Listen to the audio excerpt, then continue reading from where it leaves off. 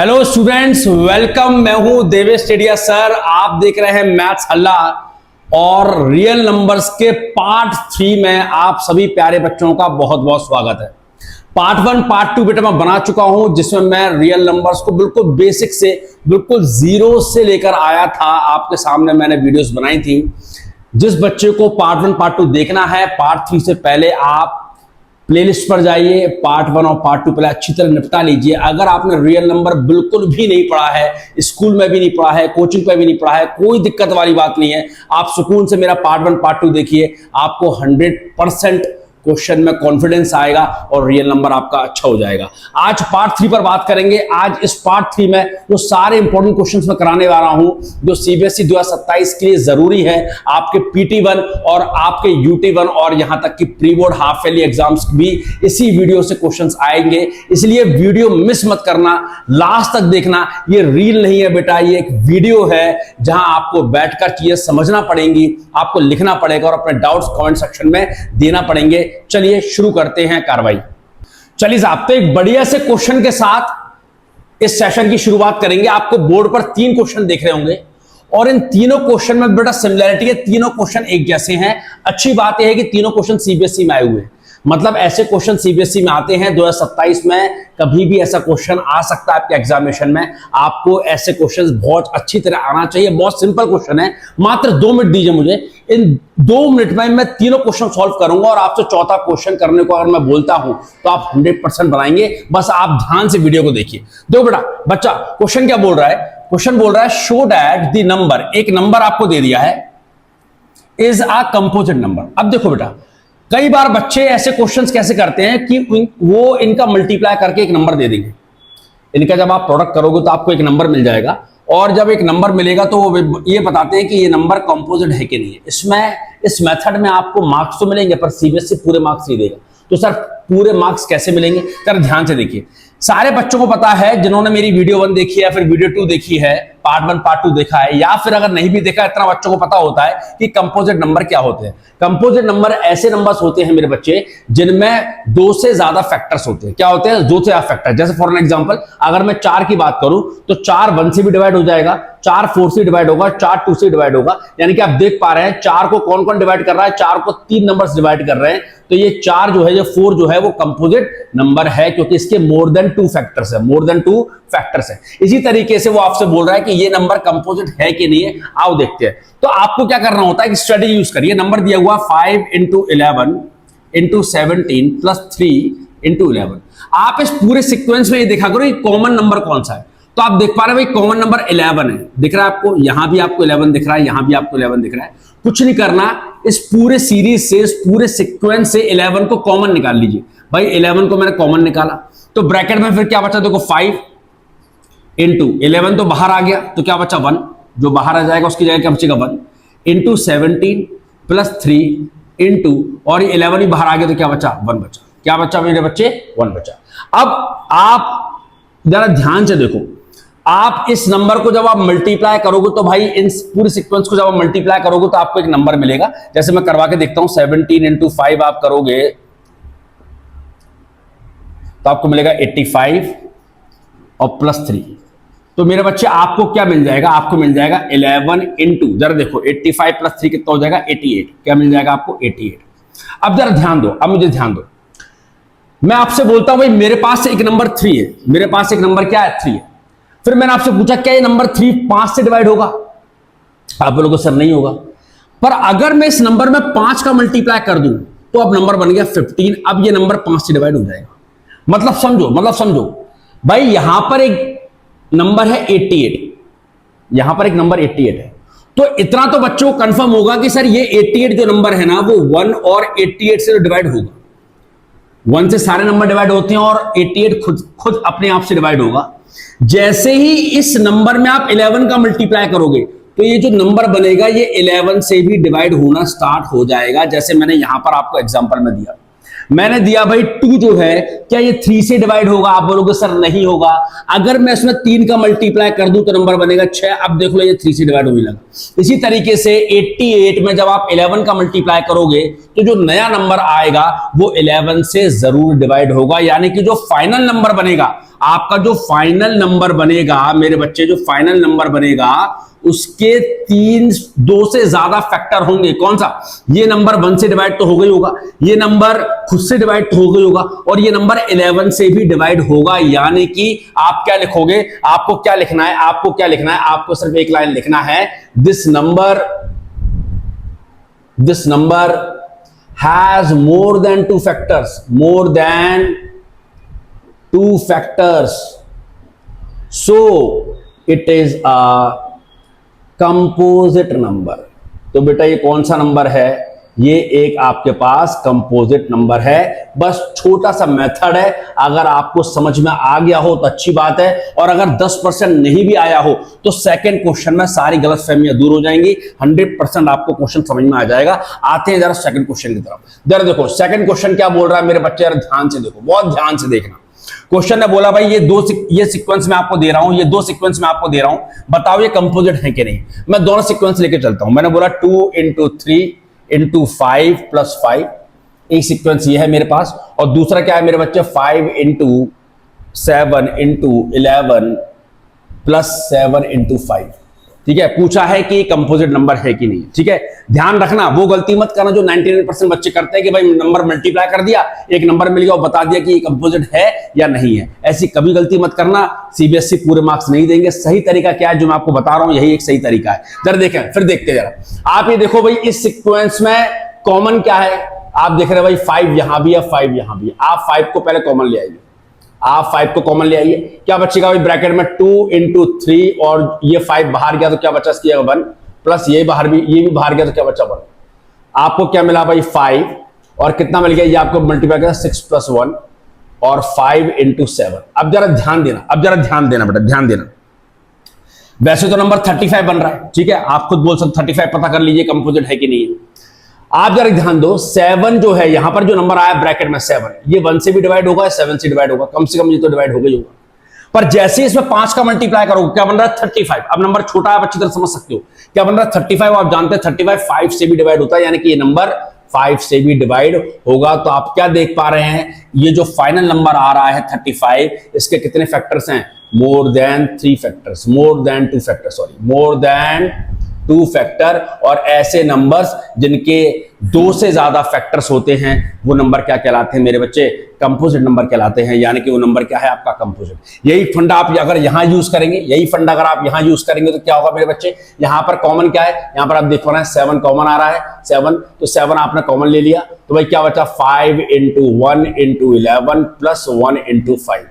तो भाई क्या बच गया आपके पास? आपको ब्रैकेट मिला 5 into हो गया 55 plus 5, और आपको मिला 7 into 60। क्या मिला? 60। अब आप देखो भाई 60 जो नंबर है वो कम से कम 1 से डिवाइड होगा, और खुद से डिवाइड तो हो गई होगा। ये 60 किसी और नंबर से भी डिवाइड हो रहा है, पर अब मैं सिर्फ और सिर्फ जनरल आइडिया आपको दे रहा हूं कि ये कम से कम अगर ये प्राइम नंबर होता, अगर ये बस्ट केस में प्राइम नंबर होता, ये 1 से या खुद से डिवाइड तो होता, पर जैसे आपने 7 से का मल्टीप्लाई कराया तो ये बेटा 7 से भी मल्टीप्लाई डिवाइड होने लगेगा। तो आप क्या देख पा रहे हैं? More than 2 factors, more than 2 factors. बात समझ में आ रही है? इसका मतलब क्या है कि आपका नंबर क्या है मेरे बच्चे? कंपोजिट नंबर है। ठीक है कि नहीं है? अब फाइनली मैं मान के चल रहा हूं कि 99.99% डाउट तो क्लियर हो गया होगा। ये क्वेश्चन हर बच्चे को अब समझ में आ गया होगा। 1% डाउट और है, तो इस क्वेश्चन को ध्यान से देख लो, डाउट क्लियर हो जाएगा। भाई हमने क्या बोला? मैं फिर से समझाता हूं, अच्छी तरह समझाता हूं। 5 into 7 into 11 plus 7। ठीक है, हमने बोला पहली स्टेप में इस पूरे सीक्वेंस में देखिए ऐसा कौन सा नंबर है जो कॉमन आ रहा है। तो आप देख पा रहे हो 7 7, उस नंबर को आप कॉमन निकाल लीजिए। ब्रैकेट में क्या बचा? 5 into 1 into 11 plus 1। भैया इनका मल्टीप्लाई करवाया मैंने, ये कितना हो जाएगा? 55 plus 1, आपको मिल गया 7 into 56, है ना। ये जो नंबर आया है आप कम से कम ये तो जानते हो कि 1 और 56 दोनों से डिवाइड होगा, पर जैसे इसका 7 से मल्टीप्लाई कराओगे तो 7 से भी क्या होने लगेगा? डिवाइड होने लगेगा। तो लास्ट में आपको क्या लाइन लिखनी है? आपको लास्ट में लिखनी है this number contain more than 2 factors, more than 2 factors, so number is composite. Number is composite. बात समझ में आ रही है? आपने मात्र 5 से 10 मिनट मेरे को दिए और इस 10 मिनट में मैंने आपको 3 सीबीएसई में आए हुए क्वेश्चन बहुत अच्छी तरह समझा दिए। इसी तरह बेटा वीडियो को पॉज कर लीजिए, अच्छी तरह नोट कर लीजिए और वीडियो को लास्ट तक जरूर देखना। मैं अपने थंबनेल में पहले ही बोल चुका हूं कि क्वेश्चन यहां से आएंगे ही आएंगे, आप मानो ना मानो। आते हैं नेक्स्ट क्वेश्चन की तरफ। भैया नेक्स्ट क्वेश्चन भी मेरा बड़ा इंटरेस्टिंग है, सीबीएसई में आया हुआ क्वेश्चन है, अलग पैटर्न का क्वेश्चन है। जरा ध्यान से देखिए। जैसे प्रीवियस 3 क्वेश्चन मैंने आपको 5 मिनट पक्के करवा दिए थे, ये 2 क्वेश्चन है 4 मिनट में पक्के करवाऊंगा। बस ध्यान से आप वीडियो को देखिए, पॉज कर लेना, जहां डाउट आए कमेंट सेक्शन का यूज करना, कमेंट करना, मैं उसके लिए एक स्पेशल वीडियो बनाऊंगा। जरा ध्यान से देखें भाई, क्वेश्चन आपसे क्या बोल रहा है, शो डैट, बताइए any number of the form, कोई भी नंबर अगर इस फॉर्म का है 6n, और क्या बोला यहां पर जो स्मॉल n है वो क्या है, बिलोंग्स टू नेचुरल नंबर। ये स्मॉल n जो आपको दे रखा है, आपको जो नंबर दिया है उसका फॉर्म क्या है, नंबर है 6n, और यहां पर जो n है बेटा वो क्या है, नेचुरल नंबर है। आप जब इस n की जगह वैल्यू रखोगे तो आपको क्या रखना है, आपको नेचुरल नंबर ही रखना है। पूछ रहा है can never ends with digit 0। जब आप यहां पर n की वैल्यू रखते जाते हो तो ये नंबर कभी भी 0 पर खत्म नहीं होगा। जैसे एग्जांपल बताता हूं, जैसे एग्जांपल मैंने दिया, मैंने मान लीजिए n रखा, put n is equal to 1, तो भाई नंबर क्या बन जाएगा, जरा ध्यान से देखो, नंबर बन जाएगा आपका 6 की पावर, आप n की जगह रखोगे 1 तो मिलेगा 6। अगर आप n 2 रखोगे तो नंबर क्या बन जाएगा मेरे बच्चे, नंबर आपका बन जाएगा 6 की पावर 2 यानी कि मिल गया 36। अब क्वेश्चन वही बोल रहा है, जब आप n की वैल्यू रखोगे और n की वैल्यू आपको क्या रखना है, नेचुरल नंबर, तो नंबर एक नंबर आएगा, जैसे यहां पर नंबर आ रहा है 6 और 36, क्या वो नंबर कभी 0 पर खत्म होगा, वो पूछ रहा है। वो बोल रहा है कि कभी भी वो नंबर 0 पर एंड नहीं होगा। आप जरा देखो ये नंबर किस पर एंड हो रहा है, किस डिजिट पर एंड हो रहा है, 6 पर। ये नंबर किस डिजिट पर एंड हो रहा है, 6 पर। वो बोल रहा है कि क्या कभी यहां पर 0 आ सकता है, 0 पर एंड होगा। तो बेटा इस क्वेश्चन करने के 2 तरीके, एक तरीका तो यह है कि बच्चा ऐसी एन की वैल्यू 4-5 में रखता जाए, एक नई नई वैल्यूज उसको मिलती जाएंगी और वो बता दे कि नहीं साहब इतने सारे एन पर मैंने इतनी सारी वैल्यूज एन की रख दी हैं और इतने सारे नंबर्स आए हैं सीक्वेंस में, कोई भी नंबर 0 पर खत्म नहीं हो रहा है। पर मैं फिर बोल रहा हूं सीबीएसई यहां पर मार्क्स काट लेगा, पूरे तो नहीं काटेगा, कुछ देगा कुछ काट लेगा। तो सर सही तरीका क्या है, सही तरीका समझिए, सही तरीका समझिए। आपको कुछ नहीं करना होता, ये जो आपको नंबर दे रखा है मेरे बच्चे, ये जो आपको नंबर दे रखा है, नंबर क्या दे रखा है, 6 की पावर n, इसका बेस देखिए, बेस यानी कि नीचे लिखा हुआ 6, बेस क्या है 6, और n क्या है, पावर, यानी कि जिसको आप क्या बोलते हैं, एक्सपोनेंट। ये बेस के आपको फैक्टर निकालना है, बेस के क्या निकालना है आपको, फैक्टर। आपने 6 के फैक्टर निकाले तो फैक्टर मेरे लाल क्या आ रहा है, 2 और 3 आएगा। 6 के फैक्टर क्या होगा, 2 और 3। कोई भी नंबर जिसके फैक्टर में 2 और 5 नहीं है, कोई भी नंबर जिसके फैक्टर्स में 2 और 5, 2 और 5 दोनों, 2 और 5 नहीं है, वो नंबर कभी भी 0 पर एंड नहीं होगा। मैं इस क्वेश्चन को थोड़ा सा ब्रेक यहां पर कर रहा हूं जिससे आपको बहुत अच्छी तरह समझ में आए। अगर मैं इस क्वेश्चन को उठाता हूं, जरा देखना, 2 मिनट समझाने के बाद मैं दोबारा इस क्वेश्चन पर आऊंगा। यहां पर वही क्वेश्चन बोला है कि show that any number of form 10 की पावर n। यहां पर नंबर क्या दे रखा है मेरे बच्चे, 10 की पावर n, क्या दे रखा है, 10 की पावर n, और बोला यहां पर n क्या है, नेचुरल नंबर है। यहां पर n क्या है आपका, नेचुरल नंबर है, नेचुरल नंबर है मेरे बच्चे, ठीक है। और बोल रहा है कैन एंड विद डिजिट 0। आप n की वैल्यू कुछ भी रखो, हमेशा जो नया नंबर आएगा वो 0 पर खत्म होगा। चेक कर लेते हैं, n इज 1 रखा तो नंबर क्या हो जाएगा आपके पास नंबर क्या हो जाएगा मेरे बच्चे, आपको मिलेगा 10 की पावर 1, यानी कि 10 तो देखो 0 पर खत्म हो रहा है। अगर आप n बराबर 2 रखते हो तो नंबर क्या मिलेगा आपको, नंबर आपको मिलेगा 10 की पावर 2 यानी कि 100। आप देखो 0 पर खत्म हो रहा है, ठीक है। तो आप n की वैल्यू कुछ भी रख दो, ये नंबर हमेशा 0 पर खत्म होगा। बात समझ में आ रही है? ऐसा क्यों, ऐसा क्यों? ऐसा इसलिए कि इस नंबर का बेस क्या है, 10। बेस क्या है मेरे बच्चे, 10।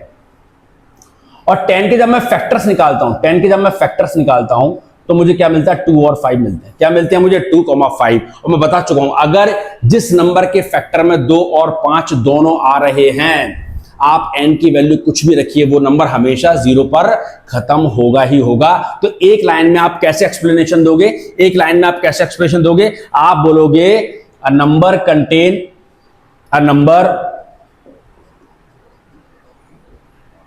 Contain factors 2 and 5 both always and with digit 0, always and with digit 0। ठीक है ना। आपको क्या बताना है कि एक ऐसा नंबर जिसके फैक्टर में 2 और 5 दोनों आ रहे हैं वो हमेशा 0 पर खत्म होगा। पर यहां पर देखिए, इस क्वेश्चन पर आइए, यहां पर बेस क्या था 6, इसके फैक्टर क्या है 2 और 3, तो यहां पर 2 तो है पर 5 नहीं है। थोड़ा अज्यूम करिए, अगर यहां 5 भी होता तो नंबर क्या बन जाता 10 इंटू 30। अब 30 की पावर 1 करोगे आप तो 30 की पावर 2 करोगे 900, देखो 0 पर खत्म हो रहा है। 30 की पावर 3 करोगे तो जो भी नंबर आएगा आपको 0 पर खत्म होकर मिलेगा। तो यहां पर आप क्या लिखोगे, base 6 does not contain 2 and 5 as its factor, so number never ends with digit 0। मेरे बच्चे, आप जो एग्जाम देने जा रहे हो वो एक बोर्ड एग्जामिनेशन है, वहां पर रिप्रेजेंटेशन के भी काफी मार्क्स मिलते हैं।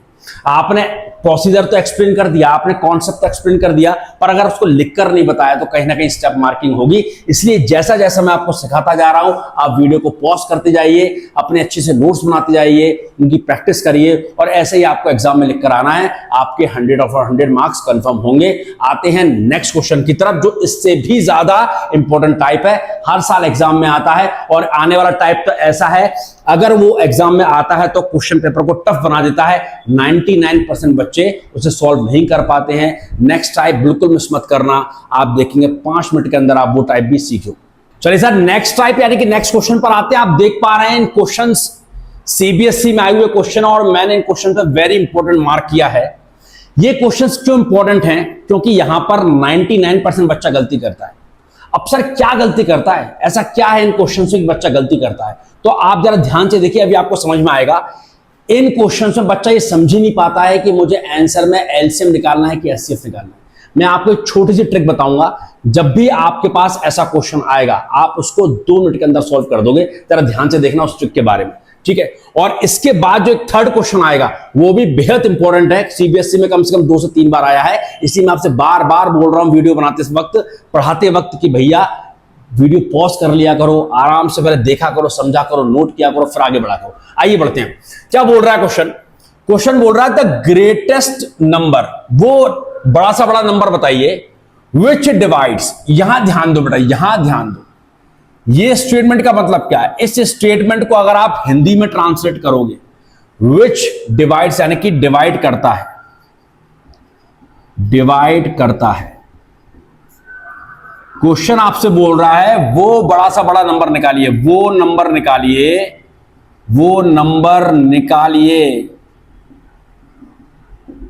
जो डिवाइड करता है, बस यहीं पर लॉजिक छुपा हुआ है। अगर कभी किसी क्वेश्चन में पढ़ते वक्त आपको समझ में आ रहा है कि डिवाइड करता है, तो मेरे बच्चे लॉजिक लिख लीजिए, आपको एचसीएफ निकालना है, बात खत्म, पैसा हजम। बात समझ में आ गई? इस क्वेश्चन बच्चा समझ गया कि भाई एचसीएफ निकालना है। अब सर एचसीएफ किसका निकालना है? क्या इन 2 नंबर का निकालना? मैंने कहा नहीं। अब दूसरा लॉजिक स्टार्ट होता है। क्या बोल रहा है? 2 नंबर है 281 और 1249 को डिवाइड करता है, ऐसे बड़ा सा बड़ा नंबर निकालिए, लीविंग रिमाइंडर 5 and 7। और जब ये डिवाइड करेगा तो 5 और 7 क्या कर देगा? रिमाइंडर छोड़ देगा, यानी कि वो नंबर x है मान लीजिए। जब वो x 281 को डिवाइड करता है तो रिमाइंडर 5 आता है, और वही x जब 1249 को डिवाइड करता है तो रिमाइंडर क्या आता है? 7 आता है। सबसे पहले क्या किया करो, सबसे पहले ये जो नंबर आपको दे रखे हैं 281, सबसे पहले 281, इनमें से इनके रिमाइंडरों को माइनस कर दिया करो। भाई 5 मैंने माइनस किया, उसी तरीके से यहां पर 1249 है और इसका रिमाइंडर क्या है भाई? 7, ये मैंने माइनस कर दिया। भैया माइनस करने पर आपको क्या मिल जाएगा? माइनस करने पे क्या मिल जाएगा? आपको मिलेगा यहां पर 276, और यहां पर माइनस करने पे मिल जाएगा आपको 1242। ये आपको 2 नंबर मिल गए। आपको इन 2 नंबर का क्या निकालना है? एचसीएफ निकालना है, क्योंकि मेरे बच्चे को लॉजिक दे रखा है। क्वेश्चन पढ़ते वक्त ये स्टेटमेंट देख लेना, डिवाइड कर रहा है कि डिवाइड हो रहा है। क्वेश्चन साफ साफ बोल रहा है the greatest number which divide, जो डिवाइड करता है, यानी क्या निकलेगा? एचसीएफ निकलेगा। चलिए भाई, अब एचसीएफ निकालने से पहले क्या करोगे भाई? 276 और 1242 का फैक्टर करोगे। तो 276 के मैं यहां फैक्टर करता हूं, और यहां पर 1242 के मैं फैक्टर करता हूं साहब। चलिए साहब करते हैं। तो 276 का फैक्टर करोगे 2 से डिवाइड होगा, 2 1 जा 2, 2 3 या 6, 2 8 या 16, फिर 2 से जाएगा 2 6 जा 12, 2 9 जा 18, फिर 3 से गया 3 2 या 6, 3 3 या 9, और 23 प्राइम नंबर है, 23 1 जा 23। चलिए 1242 की बात करूंगा, 2 से डिवाइड करूंगा तो क्या आएगा, 2 1 जा 2, 0 आएगा, 2 6 जा 12, 2 2 जा 4 और 2 1 जा 2। अब आप देखिए 621 किससे डिवाइड होता है, आप देख पा रहे हैं 3 से डिवाइड हो रहा है, तो 3 2 जा 6 और आपको क्या मिलेगा मेरे बच्चे, 07। और यहां पर 207 अगर आप देखें किससे डिवाइड होगा, तो आप फिर देखिए 3 से डिवाइड हो रहा है, 3 6 जा 18, बचा 2 27, 3 9 जा 27, फिर 3 से डिवाइड हुआ मेरे बच्चे, 3 2 या 6, 3 3 या 9, और फिर 23 1 जा 23।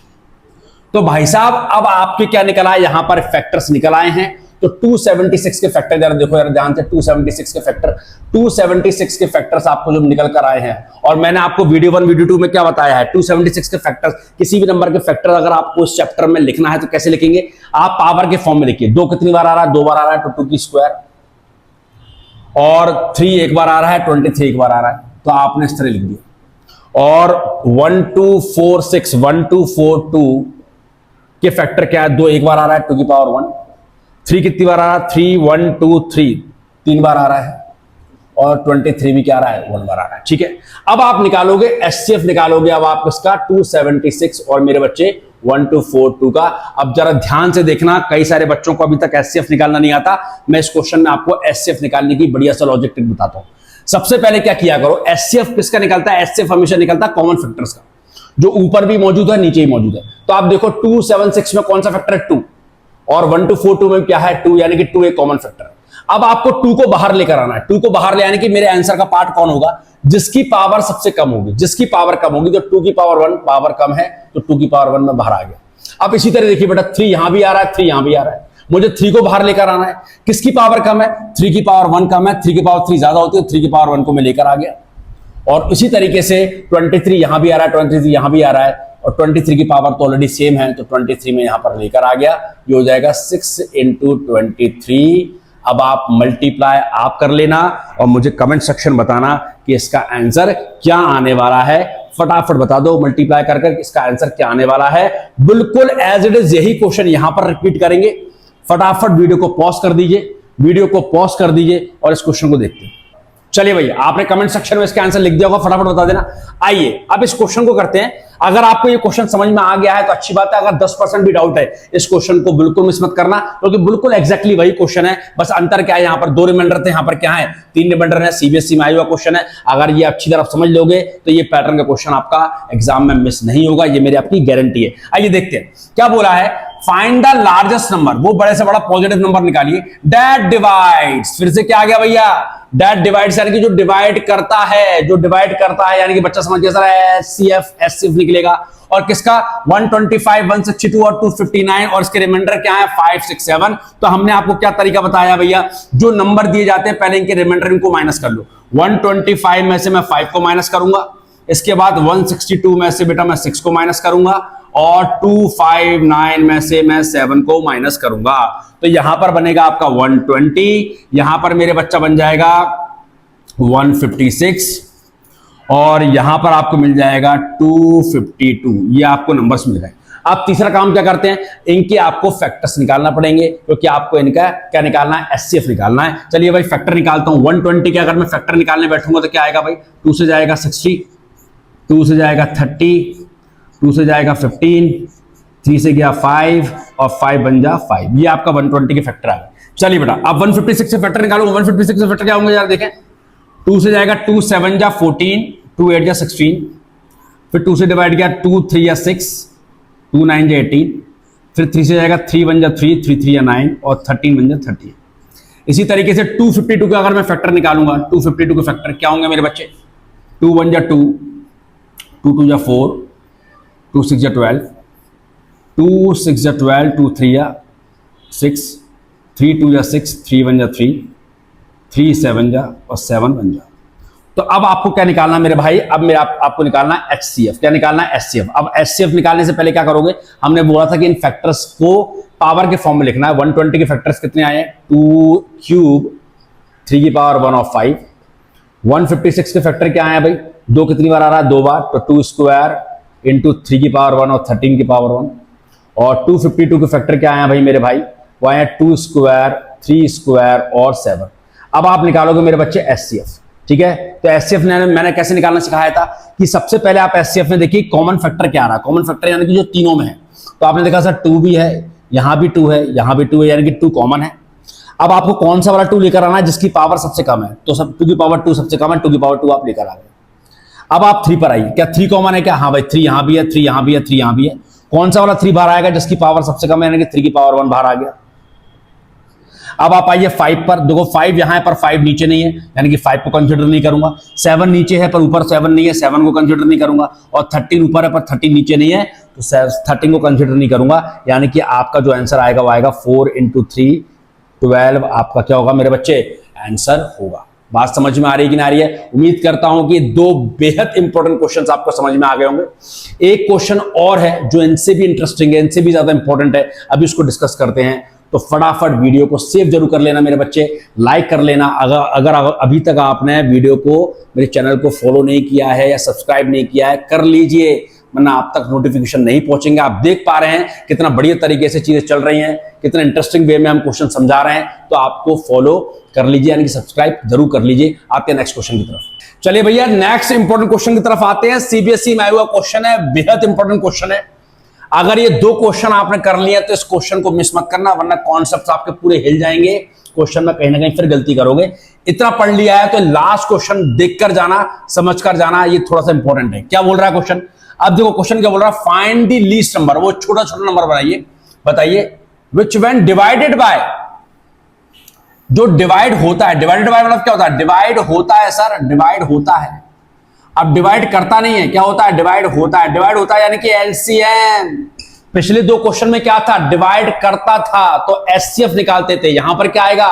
एलसीएम। बस ये 2 कीवर्ड्स याद करिए, कभी भी ऐसे क्वेश्चन में दिक्कत नहीं आएगी, मेरा चैलेंज है। ठीक है, अब आगे क्या बोलता है भैया? जो डिवाइड होता है किससे?